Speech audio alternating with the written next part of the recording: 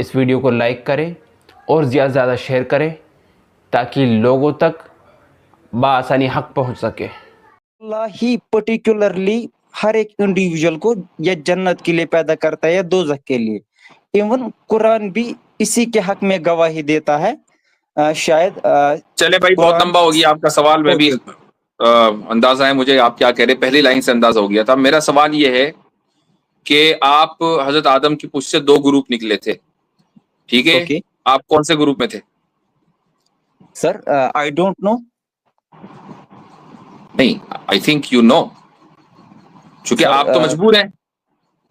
Sir, but मैं ये clearly मत ना कह सकता हूँ क्योंकि मैं भी इंशाल्लाह मैं जन्नत में दाखिल हो जाऊंगा कयामत के दिन। नहीं नहीं नहीं, आप तो मजबूर हैं ना। तो मुझे बताएं कौन सा वाले ग्रुप में रहने पे आप मजबूर हैं कि वहां से निकलना चाह रहे लेकिन निकल नहीं पा रहे? सर, ये मैं कैसे कह सकता हूँ सर, अभी तो मैं जिंदा हूँ ना, कैसे कह सकता हूँ? एग्जैक्टली यही तो बात है कि आपको ये नहीं पता, दुनिया में किसी भी आदमी को ये नहीं पता कि वो कौन से ग्रुप में था। सर, एक्चुअली इससे पहले हमने एक बार आपसे एक क्वेश्चन पूछा था, आज दूसरी बार आ रहे हैं हम आपके स्ट्रीम में बहुत टाइम के बाद। अच्छा जी। इससे पहले सर हमने आपसे एक क्वेश्चन पूछा था, उस टाइम आपने सेटिस्फैक्टरी आंसर हमें नहीं दिया था। एक्चुअली वो तकदीर के रिलेटेड एक क्वेश्चन था। तो हमने भाई जितने देखें, भी इस्लामिक होल्ड ऑन होल्ड जी ऑन सर। होल्ड ऑन, आपको सेटिस्फाई करना मेरी जिम्मेदारी नहीं है मेरे भाई। सर मेरी एक्चुअली जिम्मेदारी मतलब यह है कि मेरी नॉलेज के एतबार से मैं आपको जवाब दे दूं। आप सेटिस्फाई हो ना हो वो एक अलग मसला है, वो हमारी सर जिम्मेदारी नहीं। जी सर एक्चुअली आपका बट मैं एक्चुअली यहाँ पर बहुत सारे इस्लामिक स्कॉलर्स बैठे हैं, तो मैं इन जनरल पूछ रहा हूँ सर आपसे, आप सबसे ये क्वेश्चन कहाँ मैंने बैठे हैं? वैसे। अच्छा, यहाँ स्टेज के ऊपर? अच्छा ठीक है, मैंने कहा यस शायद आपकी हाँ। तरफ बैठे हैं। हाँ नहीं नहीं जी नहीं, जी अरे जी। आप सर, हाँ। सर एक्चुअली क्वेश्चन क्या है, आप क्वेश्चन सुनिए हमारा। जब अल्लाह ने हजरत आदम अलैहिस्सलाम को पैदा किया था, फिर उनके पुश्त पे अपना हाथ फेर के नस्ल इंसानी को मतलब उनके सारे जनरेशन को बाहर निकाल कर उनकी तरफ इशारा किया था अल्लाह ने कि क्या मैं तुम्हारा खुदा नहीं हूँ? हम सब ने एक्सेप्ट किया था उस टाइम पे, हाँ आप ही हमारे खुदा है। फिर अल्लाह हमें कहते हैं फिर कयामत के दिन मतलब आप ऐसा ना कहो कि मतलब आपने इकरार नहीं किया था, हमने उस टाइम पे मतलब गवाही दी थी, वो है ना सर। सर इस हम्म। रिलेटेड हजरत उमर बिन खत्ताब रजी अल्लाह तआला अन्हु की एक हदीस है जिसमें वो कहते हैं कि हजरत मोहम्मद सल्लल्लाहु अलैहि वसल्लम फरमाते हैं कि जब अल्लाह ने मतलब हजरत आदम अलैहिस्सलाम की पुश्त पर अपना हाथ फेर कर नस्ल इंसानी को बाहर निकाला था, फिर उनकी तरफ इशारा करके ये फरमाया था कि मैंने इनको जन्नत के लिए पैदा किया है और ये जन्नत वालों के अमाल करेंगे। फिर उनकी पुश्त पर दोबारा अपना हाथ फेर कर और लोगों को बाहर निकाला था, फिर उनकी तरफ इशारा करके फरमाया था कि मैंने इन्हें दोजख मतलब जहन्नम के लिए पैदा किया है एंड ये दोजख वालों के अमाल करेंगे। इस पर एक शख्स हजरत मोहम्मद सल्लल्लाहु अलैहि वसल्लम से पूछता है कि फिर हमारे अमाल किन लोगों में गिने जाएंगे? तो हजरत मोहम्मद सल्लल्लाहु अलैहि वसल्लम क्लेरिफिकेशन में उनको ये बोलते हैं कि जब अल्लाह किसी को जन्नत के लिए पैदा करता है तो उसे जन्नत वाले अमाल पर लगा देता है, यहाँ तक कि जब उसको मौत के साथ सामना होता है तो वो किसी जन्नत वाले अमल पर मरता है और अल्लाह उस बिना पर उसको जन्नत में दाखिल करते हैं। सेम फरमाया दोजख वालों के लिए, जब अल्लाह किसी को दोजख के लिए पैदा करता है तो उसे दोजख वाले अमाल पर लगा देता है, यहाँ तक कि जब वो मतलब मरने का टाइम आता है उसका तो वो किसी दोजख वाले अमल पे मरता है और अल्लाह उसको दोजख में डालते हैं। फिर कोई कंफ्यूजन ना हो, लास्ट में कंक्लूजन में वो ये फरमाते हैं कि हर एक शख्स के लिए उस काम में आसानी कर दी जाती है जिसके लिए वो पैदा किया गया हो। बट सर जब जब भी हमने आपसे इस बारे में कोई भी क्लैरिफिकेशन सुनी है, आप एक एग्जांपल देते हैं हमें कि अल्लाह ने दो रास्ते बनाए हैं, दोनों पे सेम फैसिलिटीज अल्लाह ने प्रोवाइड कर रखी है, तो इंसान अपनी मर्जी से रास्ता चुनता है। बट सर इस हदीस के अकॉर्डिंग अल्लाह की ही मर्जी पे हम मजबूर हो जाते हैं कोई भी रास्ता चुनने के लिए, क्योंकि हजरत मोहम्मद सल्लल्लाहु अलैहि वसल्लम इस हदीस में फरमाते हैं कि अल्लाह ही पर्टिकुलरली हर एक इंडिविजुअल को या जन्नत के लिए पैदा करता है या दोजख के लिए। इवन कुरान भी इसी के हक में गवाही देता है। शायद चले भाई, बहुत कुरान लंबा हो गया आपका सवाल। मैं भी ओके अंदाजा है मुझे आप क्या कह रहे, पहली लाइन से अंदाजा हो गया था। मेरा सवाल ये है कि आप हजरत आदम की पूछ से दो ग्रुप निकले थे, ठीक है? ओके आप कौन से ग्रुप में थे? Sir, I don't know. नहीं, आई थिंक यू नो, क्योंकि सर, आप तो मजबूर हैं। सर बट मैं ये क्लियरली मत ना कह सकता हूँ, क्योंकि मैं भी इंशाल्लाह मैं जन्नत में दाखिल हो जाऊंगा कयामत के दिन। नहीं नहीं नहीं, आप तो मजबूर हैं ना। तो मुझे बताएं कौन सा वाले ग्रुप में रहने पे आप मजबूर हैं कि वहां से निकलना चाह रहे लेकिन निकल नहीं पा रहे? सर ये मैं कैसे कह सकता हूँ सर, अभी तो मैं जिंदा हूँ ना, कैसे कह सकता हूँ? एग्जैक्टली यही तो बात है कि आपको ये नहीं पता, दुनिया में किसी भी आदमी को ये नहीं पता कि वो कौन से ग्रुप में था। अब अगर वो ये कहे कि नहीं मैं तो मजबूर हूं भाई, मुझे तो जहन्नम के लिए पैदा किया तो मैं तो जहन्नम वाले काम करूंगा, या मुझे तो जन्नत के लिए पैदा किया है।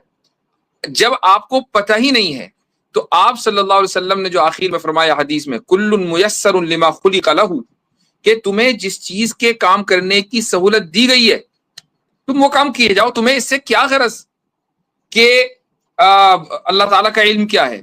अल्लाह ने अपने इल्म के मुताबिक हजरत आदम की नस्ल को 2 ग्रुप में तकसीम कर दिया।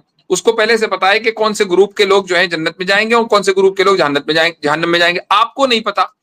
तो जब आपको पता नहीं है, अगर आपको ये पता होता कि नहीं जी मैं तो ग्रुप ए में था और मुझे जाना ग्रुप बी में है और मैं तो मजबूर हूं, तो मैं आपके एतराज को तस्लीम कर लेता। दुनिया में किसी को भी इसका इल्म नहीं दिया गया सिवाय अल्लाह के। अल्लाह के पास ही इसका इल्म है, उसने ये इल्म किसी के साथ शेयर नहीं किया। तो खुदा ने अपने इल्म के मुताबिक ये ग्रुपिंग की है। इसका ताल्लुक इससे नहीं है कि उसने हमारे इस इख्तियार को सल्ब कर लिया। ये उस वक्त होता जब हमें पता होता कि हम कौन से ग्रुप में हैं। मसलन आप कश्मीर से हैं और मैं कश्मीर के बाहर से हूं। मैं कश्मीर में इमेजिन करें कि अभी वही लॉ बाकी है कि जिसमें गैर कश्मीरी आपके यहाँ लैंड नहीं खरीद सकते थे, ठीक है। हम इमेजिन करें तो 2 ग्रुप हो गए ना, कश्मीरी नॉन कश्मीरी। नॉन कश्मीरी कश्मीर में आके ग्रुप में लैंड नहीं खरीद सकते, तो भाई नॉन कश्मीरी को चॉइस नहीं है।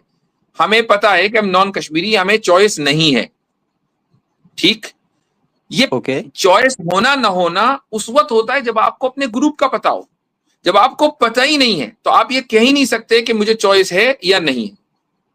सर बट हजरत मोहम्मद सल्लल्लाहु अलैहि वसल्लम तो हमें, वो तो सच्चे हैं, उन्होंने तो हमें क्लियरली ये चीज हमें बता के रखी है ना कि हाँ 2 ग्रुप पहले से तय किए गए हैं एंड हर एक इंडिविजुअल को एक पर्टिकुलर ग्रुप में रखा गया है। तो वो चाहकर भी तो रखा गया है का मतलब ये है कि खुदा के इल्म में पहले से है कि कौन किस ग्रुप में है, पहले से है, आपके इल्म में नहीं है।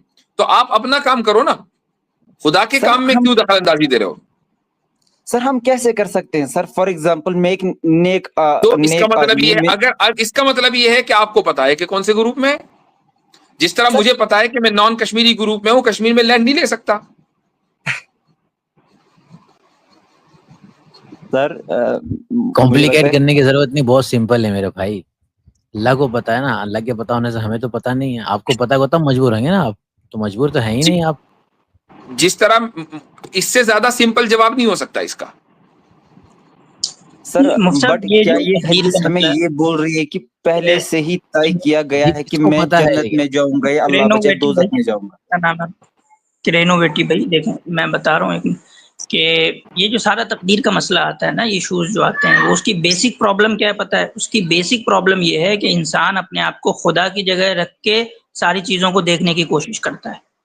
हम इंसान बतौर इंसान देखने की कोशिश करेंगे ना तो ये सारे इश्यूज नहीं आएंगे। देखिए तकदीर की 2 सिरे हैं, एक खुदा की तरफ है जो कि खुदा के इल्म, इरादे और कुदरत से जुड़ी हुई है, और एक मेरी तरफ है, ठीक है। हम क्या कर रहे हैं कि हम खुदा के सिरे की तरफ, जो तकदीर का जो सिरा खुदा की तरफ है, उसको हम सुलझाने की कोशिश कर रहे हैं, जो जिसका हमें जो है वो मुकल्लफ ही नहीं बनाया गया। प्रॉब्लम ये है, आप एज ए ह्यूमन बीइंग जो है वो तकदीर के हवाले से जिस सिरे पे खड़े हैं वहां से तकदीर को देखेंगे तो आपको ये जो क्वेश्चंस आ रहे हैं ना मजबूर महज वाले, वो नहीं आएंगे। आप खुदा के सिरे पे अपने आप को खड़े होकर देखने की कोशिश कर रहे हैं, इसलिए प्रॉब्लम आ रहा है। अब जैसे मुफ्ती साहब ने कई एग्जांपल्स आपको दिखला दिया कि जब आप अपने सिरे पे खड़े होते हैं तो फौरन ही बात आती है कि नहीं हमें तो कुछ पता नहीं, हमें तो इवन अपने कल का नहीं पता, हमें तो जन्नत जहन्नम के जो भी नतीजे हैं वो सब किसी चीज़ का नहीं पता, और आप अपने आप को फाइल मुख्तार यहाँ मतलब एक फ्री विल महसूस करते हैं, ठीक है। तो इसको ज़्यादा कॉम्प्लिकेटेड बनाना नहीं है। आप जिस सिरे पे खड़े हैं, अगर वो इंसान का सिरा है तो प्रॉब्लम नहीं होगी। अगर आप अपने आप को खुदा के जगह पे रख के देखने की कोशिश करेंगे तो फिर प्रॉब्लम आएगी ही आएगी। सर जो तकदीर का मसला है ये हमारे इस्लाम में एक बहुत ही अहम पार्ट है ना सर, इस पे ईमान रखना और सही से ईमान रखना मतलब फर्ज बन जाता है हमारे लिए। सर अगर मैं आपकी इसी मिसाल को लूंगा ना, तो फिर कुरान में अल्लाह ऐसा क्यों फरमाते हैं कि आप कुछ भी नहीं चाह सकते मगर जो अल्लाह चाहे, मतलब हम कुछ भी नहीं चाह अच्छा सकते। अच्छा, एक बात बताएं मेरे भाई, तकदीर से पहले अल्लाह पर ईमान रखना जरूरी है कि नहीं? Yes sir. ठीक, तकदीर से पहले जरूरी होगा यकीनन भाई, जब अल्लाह ही पर नहीं यस सर। मानोगे तो तकदीर पर ईमान रख के क्या फायदा। ठीक है, अब अल्लाह को आप कितना जानते हैं? सर इतना जानते कि अल्लाह एक है, उसका कोई पार्टनर नहीं है, ना वो पैदा हुआ है, ना उसके पेरेंट्स है, ठीक, उसने पैगंबर भेजे खुलासा हैं, ये है किताबें कि भेजी। उतना जानते हैं जितना उसने बता दिया। क्या यस सर। मुकम्मल जानते हैं? नहीं नहीं नहीं जानते। तो तकदीर को मुकम्मल जानने की क्या जरूरत है जब अल्लाह ही को मुकम्मल नहीं जानते और उसके बावजूद ईमान रखते हैं?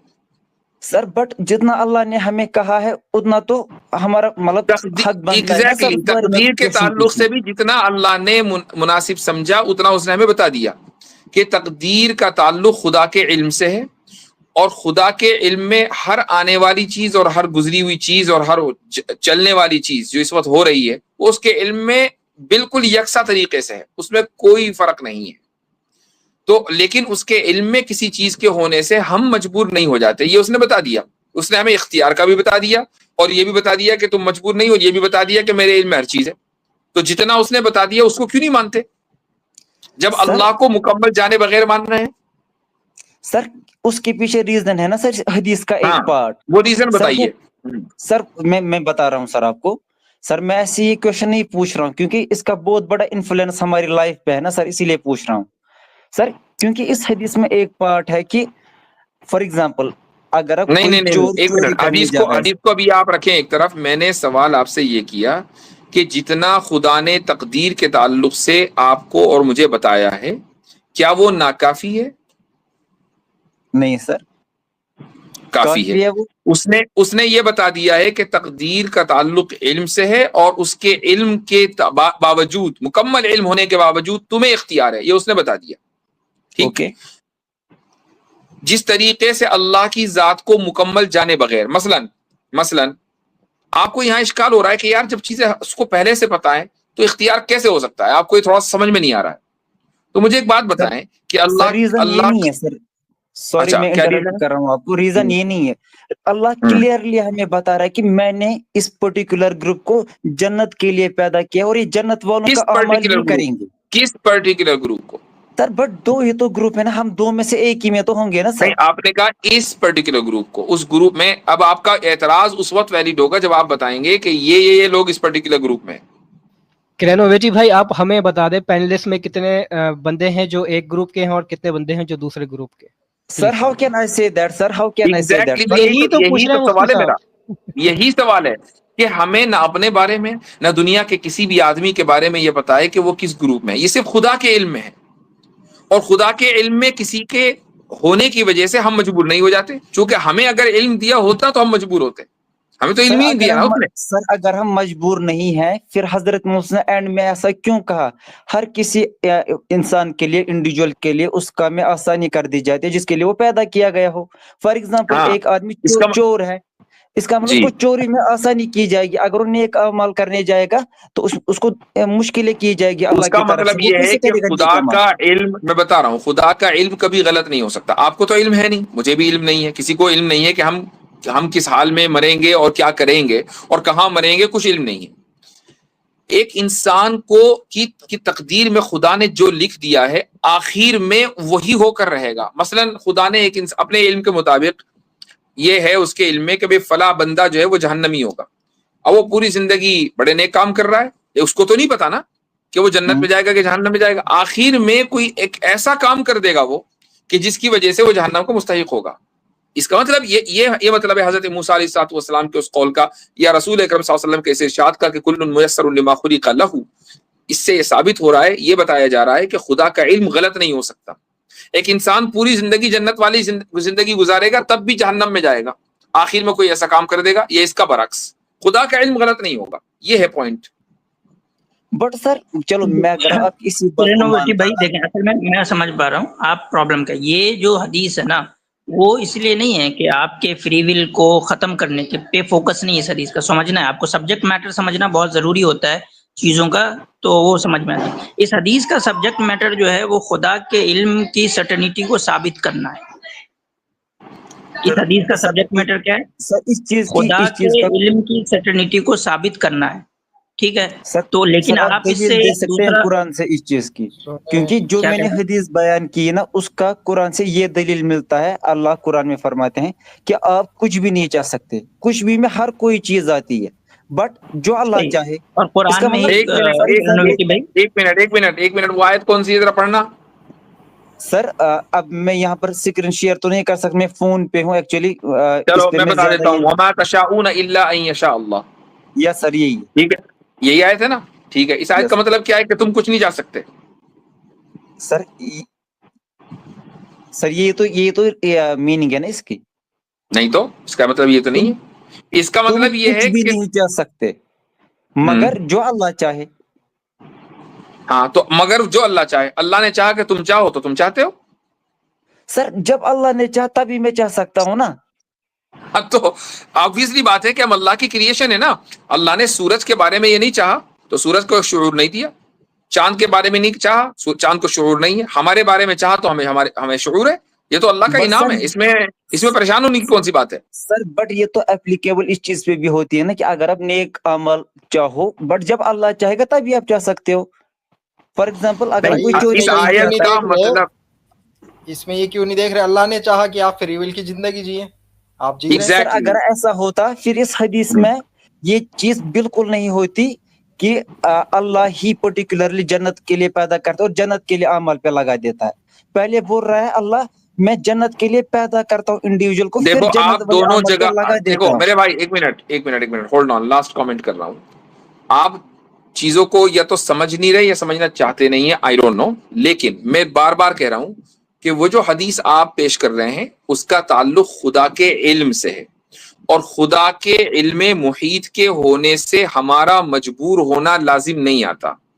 हम मजबूर नहीं हैं, इस चीज को उस आयत में बयान किया, वमा तशाऊना इल्ला यशा अल्लाह। और उस हदीस में खुदा के इल्म को बयान किया कि उसका इल्म चाहे माजी का हो या मुस्तकबिल का हो या हाल का हो, वो यकसा है, उसके अंदर कोई तब्दीली, कोई कमी बेशी, कोई ऐब नहीं है। ये दो अलग अलग मौजूआत हैं, इन दोनों में कोई कॉन्ट्रडिक्शन नहीं है। ठीक सर है, मैं कॉन्ट्रडिक्शन की बात नहीं कर रहा हूँ एक्चुअली, मैं बस बात अब कर आप रहा जो हूँ। बात कर रहे हैं, जो बात आप कर रहे हैं मेरे वो ख्याल रिपीट से ही कर रहे हैं। आपको मेरे ख्याल से जवाब दे दिया कि मेरे भाई दोनों तरीके से, हदीस का भी जवाब, कुरान का भी। नेक्स्ट कॉलर को लेते हैं, आइंदा दफा सर आइएगा चलिए, कोई और सवाल थैंक यू लेकर, वेरी मच। ठीक है? ओके। बहुत बहुत शुक्रिया। आप मुस्लिम हैं और या ऑलमोस्ट बट आप इस्लाम को छोड़ने छोड़ने वाले वाले, हैं, ठीक है? हाँ अच्छा, जी। फर्स्ट ऑफ ऑल आप मुझसे मुझे ये जानना था कि what is the stance on marital rape? Marital rape. मैंने आपसे दो सवाल कर लिए, दोनों सवालों के आपके पास जवाब नहीं है। पहले सवाल का जवाब कि मजबूरी का कंसेंट होता है कि नहीं, आपने कहा मैंने सोचा नहीं। दूसरा सवाल, इसको साबित कैसे करेंगे कि मैरिटल रेप हुआ है कि नहीं लास्ट नाइट?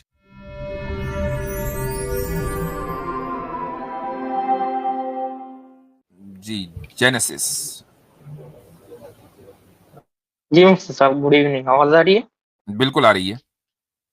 जी मुफ्ती साहब, मेरे कुछ सवाल थे अबाउट वुमेन इन इस्लाम, तो बस वही पूछना था। आप हिंदू हैं मेरे फर्स्ट भाई? Of all, I am a Muslim but almost on a age to live Islam. आप मुस्लिम हैं और या ऑलमोस्ट बट आप इस्लाम को छोड़ने छोड़ने वाले वाले, हैं, ठीक है? हाँ अच्छा, तो ये यानी प्रैक्टिसिंग मुस्लिम रहे आप या नॉन प्रैक्टिसिंग? प्रैक्टिसिंग। प्रैक्टिसिंग मुस्लिम रहे। तो जरा सा कुछ सवालों के दो चार जवाब दे दें। वही, जी, वजू कैसे करते हैं? पहले हाथ धोते हैं कलाइयों तक, फिर नाक में पानी चढ़ाते हैं, फिर सॉरी, पहले हाथ धोते हैं, फिर कुल्ली करते हैं, फिर नाक में पानी चढ़ाते हैं, फिर मुंह धोते हैं, फिर बाल सब साफ करते हैं कान में तक लिख जाके, और फिर उसमें लास्ट में पैर धोते हैं। चलो ठीक है। जी हाँ, अब आप अपना सवाल करें। जी फर्स्ट ऑफ ऑल, आप मुझसे मुझे ये जानना था कि what is the stance on marital rape? What is the stance on what? Marital rape. ये क्या चीज होती है? Marital rape. मराइटल क्या चीज भाई? Marital marital rape. अच्छा, तो मैरिटल रेप क्या होता है मेरे भाई? मुझे पूछे। जी, आपसे पूछ रहा हूँ। ये जो हाँ, आपने एक टर्म कोइन दैट की है, हस्बैंड, मैरिटल रेप, जी, क्या होता है? मैरिटल रेप मतलब जो a woman in the bond of marriage, man in a woman in the bond of marriage, हाँ, अगर हस्बैंड फोर्स करता है वाइफ को uh, for sexual purpose, then uh, it will be considered as marital rape. Marital. अच्छा, तो अगर वो force करे, ठीक है, कितने फोर्स पर रेप होगा? May be anything, anything. Physically force नहीं होना चाहिए, फिजिकली नहीं होना चाहिए फोर्स। अच्छा, फिजिकली फोर्स नहीं होना चाहिए, हम्म, बाकी इमोशनली फोर्स कर सकता है। नहीं वो भी नहीं सही। अच्छा, इमोशनली भी फोर्स नहीं कर सकता। तो जैसे ही वो अपनी ख्वाहिश का, मान लीजिए अगर उसने अपनी ख्वाहिश का इजहार किया और औरत की ख्वाहिश नहीं हो रही है, हम्म, और औरत ने सोचा कि यार ये मेरा इतना करता है, पूरी जिंदगी का साथ साथ है, अगले जन्म में भी साथ ही रहना है, इन केस मसलन वो अगर हिंदुइज्म से आता है, चलो मैं इसकी बात मान लेती हूँ, तो ये तो इमोशनल अत्याचार तो हो गया ना ये, यही वो ब्लैकमेल तो हो गई। आई एम सॉरी, वापस से रिपीट कर सकते हो आप? एक औरत से मर्द ने, यानी शौहर ने औरत से अपनी ख्वाहिश का इजहार किया, हम्म, औरत का दिल नहीं चाह रहा है, औरत तैयार नहीं है, मेंटली या हम्म, फिजिकली वो रेडी नहीं है, लेकिन वो मर्दों के एहसान को सामने रखकर, मर्द के अपने शौहर के एहसानात को सामने रखकर के ये मेरा बहुत ज्यादा ख्याल रखता है, तो चलो मैं इसकी बात मान लेती हूँ, हम्म, मजबूर होकर उसने बात मान ली, तो ये फोर्स है या नहीं है? नहीं, इट्स अ क्यों? कंसेंट। क्यों कंसेंट वो क्यों है भाई? दे रही वो है, तो मजबूर है। वो वो ये दे तो सोच रही रही है है, एट वो द ये सोच एंड। रही है, होल्ड ऑन, वो ये सोच रही है कि मैंने इसकी बात आज नहीं मानी, कल ये मेरी बात नहीं मानेगा, तो वो मजबूर है, और वो ये सोचकर कंसेंट दे रही है, तो मजबूरी का इसका मतलब ये होगा, मजबूरी के कंसेंट को आप कंसेंट मानते हैं?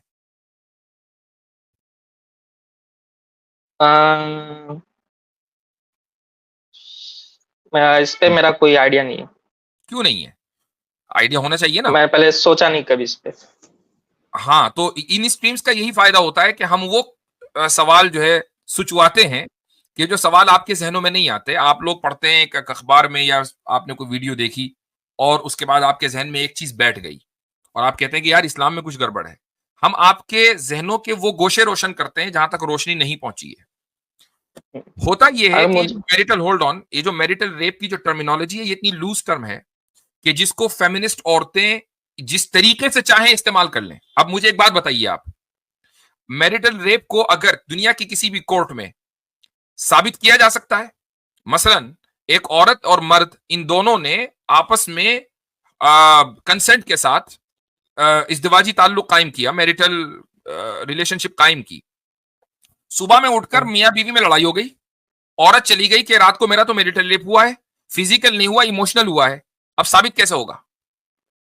वो तो नहीं होगा, वो प्राइवेट बात है। तो फिर ऐसे कानून का क्या फायदा कि जिसको आप साबित ही नहीं कर सकते, जिसमें न जुर्म साबित हो सकता, जैसे ही आप, यानी अगर आप ये कहते हैं कि नहीं औरत की जो क्लेम है बस वही गवाही है, तो मर्द तो फंस गया, जैसे ही तो लड़ाई होगी इसका मतलब इसका मतलब ये नहीं है कि मेन मेन के पास राइट हो उसको फोर्स करने का। बात ये नहीं हो रही है, बात ये हो रही है कि जिस राइट की आप बात कर रहे हैं, और जिस राइट के वायलेशन पर आप उसको रेप कहते हैं, और उसकी बुनियाद पर आप उसको जुर्म कहते हैं, उसको साबित कैसे करेंगे? ये मानिए कि ये टर्म ऐसी है जो यूजलेस है, ये कानून यूजलेस है, माने इसको, नहीं, यूजलेस तो नहीं है, फिर साबित कैसे क्योंकि होगा बताओ? मैंने आपसे दो सवाल कर लिए, दोनों सवालों के आपके पास जवाब नहीं है। पहले सवाल का जवाब कि मजबूरी का कंसेंट कंसेंट होता है कि नहीं, आपने कहा मैंने सोचा नहीं। दूसरा सवाल, इसको साबित कैसे करेंगे कि मैरिटल रेप हुआ है कि नहीं लास्ट नाइट, जबकि सुबह उठ के दोनों में लड़ाई हो गई? जी। ऑफ कोर्स फिजिकली तो कोई एडवांस नहीं होगा, बचा इमोशनली वर्बली, कैसे? वर्बली।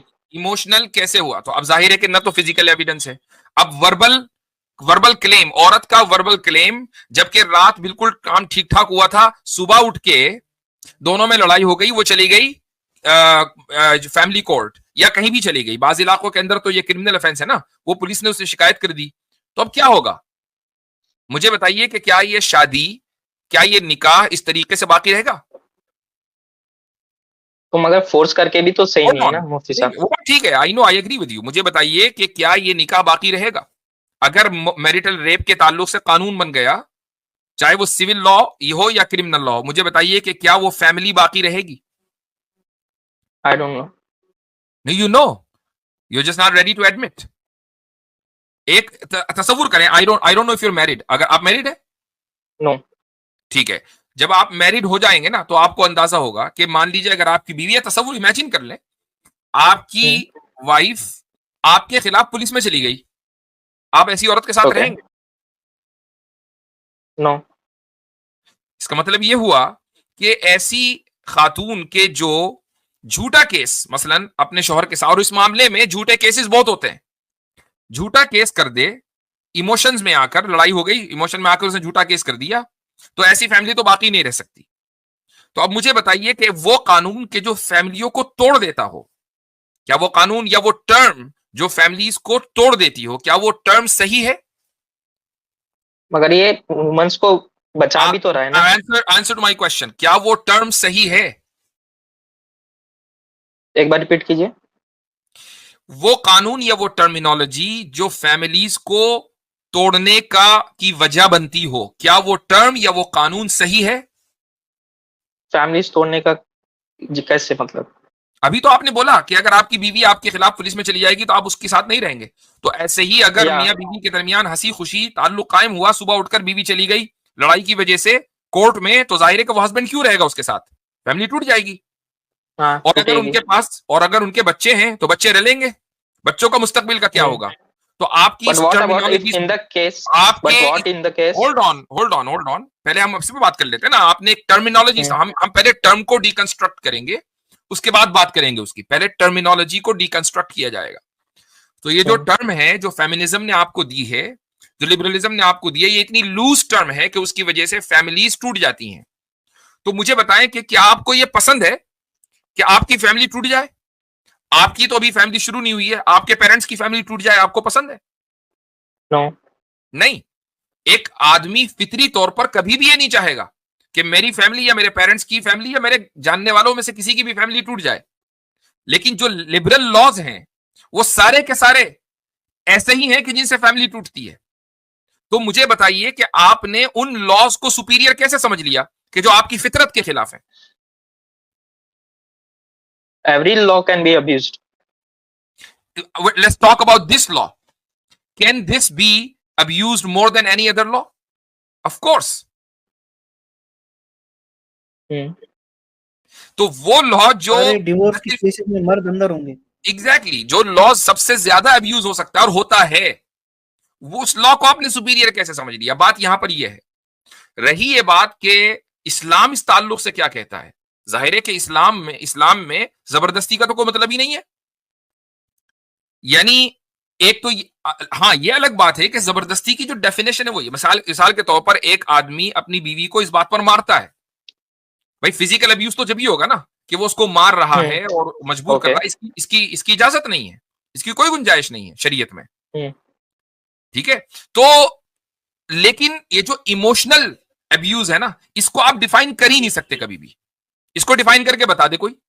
मैंने आपको दो सिनारियो दिए, मिसाल के तौर पर एक औरत ये सोचती है कि यार मैं अगर इसकी बात नहीं मानूंगी कल कोई मेरी बात नहीं मानेगा, तो इमोशनली तो अब्यूज हो गई वो।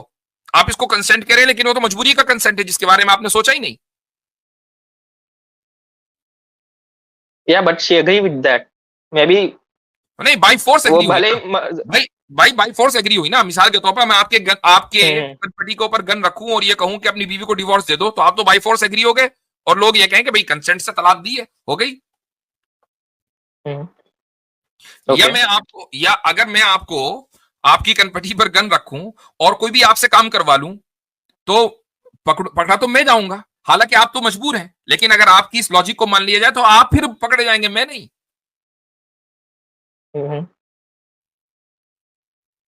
ओके जी, तो आपकी इस टर्म को हमने डिकंस्ट्रक्ट कर दिया और यह साबित हुआ कि यह टर्म निहायत वाहियात किस्म की टर्म है, इसका कोई एक मुहज्जब मुआशरे के अंदर वजूद नहीं होना चाहिए। ये फेमिनिज्म और उस फेमिनिज्म की का पेश करदा प्रपोजल है, उसका ये एक आइडिया है कि जो फैमिली सिस्टम के खिलाफ है। ये याद रखिएगा कि फेमिनिज्म इज एंटाई फैमिली।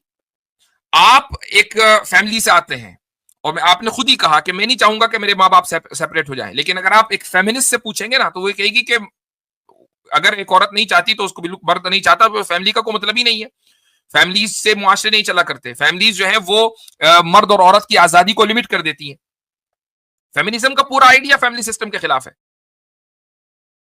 और मुझे अफसोस होता है अपने नौजवानों के ऊपर कि वो सोशल मीडिया या मूवी इंडस्ट्री की वजह से फेमिनिज्म से इंस्पायर्ड होते हैं और अपने मजहब में शक करने लगते हैं, जबकि 10 मिनट के अंदर आपको फेमिनिज्म का जो फंडामेंटल जो फ्लॉ है वो पता चल गया। तो मगर गलत भी तो नहीं है ना ये लॉ?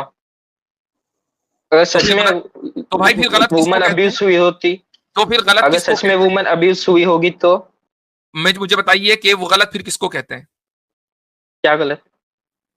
गलत लॉ को फिर गलत कब कहा जाएगा? जब आप उस लॉ को इस्तेमाल करके मर्द को कभी साबित ही नहीं कर सकते, औरत का बरहक होना साबित ही नहीं कर सकते, तो फिर उस लॉ को गलत कब, यानी फिर वो लॉ सही कब होगा? वो तो गलत ही होगा ना। मर्द को तो आप कभी भी सही मानों में मुजरिम साबित ही नहीं कर सकते, औरत को कभी आप झूठा साबित नहीं कर सकते। या बट मैंने कहा ना, every law can be abused. ये भी लॉ अब्यूज हो सकता है, इसका मतलब ये नहीं है कि उसका पूरा दिमाग की थोड़ा सा विंडो जरा वाइड खोलें जी। जी जेनेसिस साहब, आप सेक्सिस्ट में यानी कि सेक्सिस्ट हैं या एंटी सेक्सिस्ट हैं? आई डोंट नो द टर्मिनोलॉजी। अच्छा ठीक। फेमिनिस्ट लोग जो है ना वो कहते हैं कि वो लोग एंटी सेक्सिस्ट होते हैं, जो इस तरह के लॉ की बात करते हैं वो कहते हैं कि हम लोग एंटी सेक्सिस्ट हैं। पता है ये लॉ अपने आप में सबसे ज्यादा सेक्सिस्ट लॉ है। आपको समझ आ रही है? ये लॉ एक ऐसा लॉ है जिसमें सेक्सिज्म जो है, यानी कि ये प्री सपोज पहले ही मान लिया गया है कि औरत जो है वो इसमें सही साबित हो ही जाएगी। ठीक है, यानी कि पॉसिबिलिटी उसके सही साबित होने की सिर्फ इतनी है, उसके क्लेम के लिए कुछ नहीं करना, बस इतना करना है कि बस जाके बोलना है कि मेरा कंसेंट नहीं था, दैट्स इट, खत्म। वो ये ना जो असदुद्दीन ओवैसी साहब का था, वो जिसमें वो कह रहे थे कि मतलब मुफ्ती साहब गलत भी तो नहीं है ना ये? अरे मैं बोल रहा हूँ कि हाँ ठीक है। खामोश रहो। आसिम भाई, ऐसा है कि जिन लोगों को टर्मिनोलॉजी, बेसिक टर्मिनोलॉजी नहीं पता है, हमें बात उनसे करनी पड़ती है तो हम उनको टर्म्स भी बताएं। अब ये जो आपने टर्म इस्तेमाल किए सेक्सिस्ट और नॉन सेक्सिस्ट, पहले इसको डिफाइन तो कर दे हमारे मोहतरम के लिए, इनके तो सर पे से गुजर रही है। सेक्सिस्ट होता क्या है? मुझे एक बात बताएं, और मैं अभी आसिम भाई आपसे भी चाहूंगा कि आप जरा टर्मिनोलॉजी की वजाहत कर दें, जो आपने दलील दी है उसकी वजाहत कर दें। जेनेसिस भाई जरा ये बात बताएं कि आपका जो पूरा दावा है ना वो ये कि तो गलत भी तो नहीं है ना, यानी अगर एक लॉ को 90% अब्यूज किया जा सकता हो और 10% वो कहीं सही हो, तो उस लॉ को तो खत्म कर देना चाहिए, चूंकि 90% तो वो गलत है। और ऐसे ही होता है इन केसेस में। जी गो अहेड आसिम भाई। जी हालांकि ये हमारी टर्मिनोलॉजीज नहीं है सेक्सिस्ट वगैरह की, हम लोग अपने पैराडाइम में यूज नहीं करते। ठीक है जेनेसिस भाई, ये फेमिनिस्ट ही आपको हर जगह बोलते फिरेंगे, हर मामले में जहां कुछ आप बात होगी, अरे ये तो सेक्सिस्ट है, ये तो सेक्सिस्ट है। तो सेक्सिस्ट का मतलब ये होता है जेनेसिस भाई कि सेक्स के बेस पे कोई ऐसी चीज बनाना जिससे कोई एक सेक्स डिस्क्रिमिनेट हो जाए। ठीक है, ये इसका मतलब होता है। सॉरी, मैं कह रहा था कि ऐसी बात है कि मर्द भी तो फिर उसका भी मैरिटल रेप हो सकता है। मतलब वो मर्द भी जाएगा कल को कि मेरा जबरदस्ती हो गया। यही तो बात है ना कि ये मर्दों के बारे में नहीं सोचेंगे, मैरिटल रेप उसका भी हो सकता है। राइट की बात कहाँ गई? ऐसे जेनेसिस भाई आपको क्या लगता है कि कवानीन में आपने ये नेसेसरी कर दिया है, लाजमी कर दिया है कि मर्द जो है वो कमा के ला के दे, और अगर वो नहीं देगा भाई उसका कंसेंट इसमें कहाँ गया? उससे पहले कंसेंट ले कि वो जो है आज का खाना खर्चा मर्द देना चाहता है। हर यानी 3 टाइम खाना होता है ना, तो हर तीन टाइम से पहले, ब्रेकफास्ट से पहले वो कंसेंट देगा कि हाँ अभी मैं ब्रेकफास्ट प्रोवाइड करना चाहता हूँ। फिर आएगा लंच, फिर कहेगा कि मेरा अभी कंसेंट है। नाइट में कह देगा नहीं अभी मेरा कंसेंट नहीं, अभी मैं नहीं दूंगा खाना खर्चा। फिर अगले दिन कहेगा हाँ आज मेरा कंसेंट है कि मैं आज 1 टाइम दूंगा, 2 टाइम नहीं दूंगा। आसिम भाई आप खाने की बात कर रहे हैं, वो तो ये भी कह सकता है कि इस महीने का बिजली गैस और रेंट जो है ना, घर का किराया अगर किराए पर रहता है वो तेरे जिम्मे, मेरा मूड नहीं हो रहा इस महीने देने, मेरा कंसेंट नहीं है, मैं नहीं देना। कंसेंट नहीं है, सही बात है। अगर अच्छा एक मैंने स्लेवरी की हमारी जो वो थी स्ट्रीम, उसमें मुझे इस पे भी आना था। हाँ, होल्ड ऑन, रुक जाइए, अभी हम आने नहीं देंगे आपको। मैं उसमें एक बात कर रहा था कि कंसेंट के ऊपर मैंने बहुत तफसील से वहां गुफ्तगू की थी। उसमें वो वेग था, हाँ वो एक वेग आर्ग्यूमेंट था। आप ठीक है, आप जा रहे हो कंसेंट को मेडिकल्स में लेके, आप थेरेपीज में लेके जा रहे हो। जब सेक्सुअल एथिक्स को कंपेयर किया जा रहा है तो उसको भी सेक्सुअल एथिक्स से ही कंपेयर कीजिए ना। आप क्यों जा रहे हो मेडिकल में जाने? मैं आपकी जहानत का इम्तिहान ले लेता हूँ, आर्ग्यूमेंट बताएं क्या था वो कंसेंट वाला, मैं क्या कहना जा रहा था। Go ahead. आप तो पहले बता रहे थे कि कंसेंट वेस्टर्न सोसाइटी में ही वेग है। फिर आपने एग्जांपल दिए थे डॉक्टर्स के कुछ, क्या मुझे इतना याद है, इतना याद है कि इतना याद है, और मैं पूरा बता नहीं पा रहा हूँ, पता है इतना याद है, लेकिन आपका आर्गुमेंट वेग था और याद कुछ नहीं है। बताओ क्या है? मुझे पता है, मैं बोलने नहीं हो रहा। नहीं क्यों नहीं भाई, मुझे जो चीज मुझे पता है मैं तो बोल लेता हूं। आपको पता है आप बोले जी, बोलिए, टाइम स्टार्ट्स। जी नहीं, मैंने बोल दिया। इससे तो कहीं भी साबित नहीं हुआ कि मेरा आर्गुमेंट वेग था। अच्छा वेग का मैं बोल रहा था कि आप सेक्सुअल एथिक्स को सेक्सुअल एथिक्स से कंपेयर कीजिए ना वेस्टर्न सोसाइटी के। बताओ ना क्या है मेरा आर्गुमेंट। आपने बोल रहे थे, आप बोल रहे थे कि कंसेंट के बारे में, कि एक स्लेव वुमन कंसेंट देती है या नहीं देती है सेक्सुअल राइट के लिए फॉर द मास्टर। मैंने कंसेंट के बारे में क्या बोला वो बताएं। आपने कहा कि कंसेंट वेस्टर्न सोसाइटी में भी काफी वेग है। हाँ, वो कैसे है वो बताएं। अब वो मेरे को पूरी रिकॉर्डिंग देखनी पड़ेगी, उसके लिए मैं कहाँ जाऊं? नहीं, आपको तो पता है ना, जब भी तो आपने वेगनेस का जो हुक्म लगाया है, तो इसका मतलब ये है कि आपको पता है। जी हाँ, मैं ओवरऑल आपको बता रहा हूँ, मेरे को ऐसा पर्टिकुलर पॉइंट से याद नहीं है।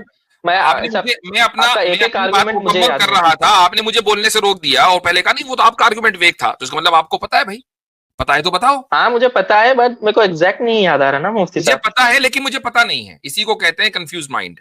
आगे मैं बता देता हूं कि वेग वो नहीं है, बल्कि जो कंसेंट को हमने डिफाइन किया था वेस्टर्न आइडियोलॉजी की बुनियाद पर, कि जिसकी वजह से मैरिटल रेप की जो टर्म है वो कॉइन हुई है। कंसेंट आपको प्लान्ड पेरेंटहुड जो ऑर्गेनाइजेशन है उसकी वेबसाइट पर कंसेंट की पूरी डिटेल मिल जाएगी कि कंसेंट किसे कहते हैं। उसमें यहां तक लिखा हुआ है, और उसमें मैंने एक लफ्ज बोला था फ्राइज, एफ से और RIES, हर एक जो है ये सारे के सारे इनिशियल्स हैं, याद आया? उसमें एक चीज थी, वो ये थी कि बार बार कंसेंट लेते रहे। मसलन सेक्सुअल कोर्स चल रहा है, इंटरकोर्स चल रहा है, सेक्सुअल काम चल रहा है, अब उसमें मर्द जो है वो बार बार पूछता रहे कि भाई पहले इस चीक के बारे में पूछे कि इधर कर लूं, फिर उस चीक के बारे में, फिर उसके बाद लिप्स के बारे में, फिर उसके बाद कहीं और के बारे में, और फिर बार बार ये भी कंफर्म करते रहे कि ठीक चल रहा है ना। जरा मुझे बताओ कि इतना ही नहीं है, अगर आपने पता नहीं वो वीडियो देखा होगा कि नहीं, अब एक नया ट्रेंड शुरू हो गया है वेस्ट में, कि जो नाई होता है ना, नाई पहले पूछता है उसको कैन आई टच यू, मतलब कॉमन सेंस है कि नाई के पास में ठीक है, नाई पूछ ले यार, नाई पूछ ले। मियां बीवी अगर हर 2 मिनट के अंदर उस अमल के दौरान एक दूसरे से पूछते रहेंगे तो ये अमल कैसे होगा? जरूरी नहीं है ना कि पूछे, अगर कंसेंशुअली हो रहा है, अगर मर्द जैसे फॉर एग्जांपल कंसेंट को उसी तरीके से डिफाइन किया गया है, और ये भी कहा गया है कि अगर ऐसा नहीं किया तो कंसेंट नहीं है। मान लीजिए अगर जैसे for example, listen to me, अगर शौहर ने फ्राइज के ऊपर अमल नहीं किया, वो फ्रेंच फ्राइज नहीं खाए, तो बीवी मैरिटल रेप का इल्जाम लगाकर उसको अंदर करवा देगी या उसके ऊपर जुर्माना लगवा देगी। बात तो इसकी हो रही है। बताओ इस कंसेंट को कैसे अचीव करोगे? तो वही तो बोल रहा हूँ, अगर वो वुमन इंडल्ज होना चाहती है उस एक्ट में तो वो होने देगी, अगर नहीं होना चाहती तो वो बोल देगी नहीं होना है। ये ऐसा ही मुफ्ती साहब के ब्रेकफास्ट का कंसेंट दिया, आधी रोटी खाई, अब कहा अब आगे कंसेंट नहीं है, अब आगे ब्रेकफास्ट नहीं कर सकते तुम। सही बात है। जी हाँ, तो भाई मेरे जेनेसिस भाई, मासूम भाई, आपको मैं बता दूं कि आप इन आइडियोलॉजीज को स्केप्टिक होकर पढ़ें और अपनी फितरत को न दबाएं। आपकी जो फितरत है ना वो मेन चीज है, उस फितरत को न दबाएं। इन आइडियोलॉजीज के ताल्लुक से स्केप्टिकल हों कि इन आइडियोलॉजी में क्या कमी, उनको डीकंस्ट्रक्ट करें जैसे हम करते हैं। ठीक है, हम अपनी फितरत को अबव रखते हैं और इन वेस्टर्न आइडियोलॉजीज को नीचे रखते हैं। हम इन वेस्टर्न आइडियोलॉजीज को अपने ऊपर हावी नहीं होने देते, हालांकि हम उस माहौल में रहते हैं कि जहां हर तरफ यही आइडियोलॉजी है, लेकिन हम अपनी फितरत को ऊपर रखते हैं, चूंकि इंसान के नजदीक सबसे अहम उसकी फितरत है जो खुदा ने उसको बनाई है। तो आई थिंक दैट आपके लिए आज इतना ही सबक काफी है, फिर अगली मरतबा इंशाल्लाह फिर बात होगी। नहीं, सिर्फ 2-3 सवाल ही है मेरे, सवाल खत्म हो गए। स्लेवरी पे आपने निकाला था तो बस वही है। मैंने और क्या चाहिए, और भी तो कॉलर्स है ना, दूसरों का भी हक है। हाँ तो बस अगली मरतबा आइएगा। बस इजाजत लेते हैं। इतने सवाल, एक ही सवाल को आपको समझाना पड़ा हमें 3-3 4-4 आदमियों को, तो दूसरे सवाल में तो पता नहीं क्या गजब ढाएंगे भैया। हाँ जी। तो इस वीडियो को लाइक करें और ज़्यादा से ज़्यादा शेयर करें ताकि लोगों तक हक पहुंच सके। इन्नल कुरआन लनूर यतफज्जर फी जनबाती यरफउनी इंद मलीकिल खल्क़ि लिअअला दरजाती। इन्नल कुरआन लनूर यतफज्जर फी जनबाती यरफउनी इंद मलीकिल खल्क़ि लिअअला दरजाती।